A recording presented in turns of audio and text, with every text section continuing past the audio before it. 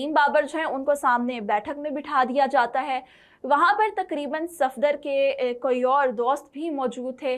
तकरीबन ये 6 लोग वहाँ पर मौजूद थे। वहाँ पर भी गुफ्तगू चलती है, जिसके बाद जूस लेकर आया जाता है। हकीम बाबर उन्हें मना करते हैं और काफ़ी मना करने के बावजूद भी उन्हें ज़बरदस्ती सफदर जो है वो जूस पिला देते हैं।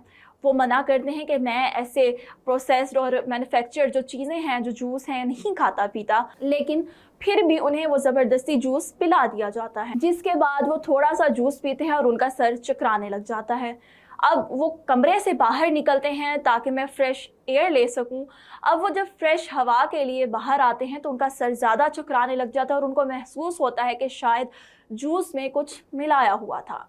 जिसके बाद वो अपने भांजे को बुलाते हैं और अंबर को आवाज़ देते हैं ताकि वो गाड़ी की तरफ चल सकें और उसके बाद वो अस्पताल जा सकें। उसी दौरान सफदर जो है वो आ जाता है और वो उनसे पूछता है कि क्या हुआ आपको। लेकिन जो हकीम बाबर हैं वो उनको कहते हैं कि तुमने इस जूस में क्या मिलाया था, ये तुमने मेरे साथ अच्छा नहीं किया।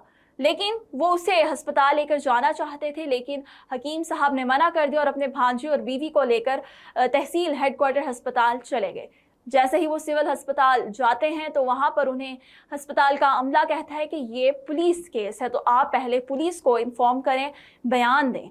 जिसके बाद हमें जो वीडियो वायरल हुई और आप देख भी सकते हैं कि उस वीडियो में अस्पताल में मौजूद हकीम बाबर साफ अल्फाजों में कह रहे हैं कि अगर मुझे कुछ होता है तो मेरे मरने का, मेरे कत्ल का ज़िम्मेदार सफदर उर्फ सक्कू, जो कि मेरा 25 साल पुराना दोस्त है, वो होगा।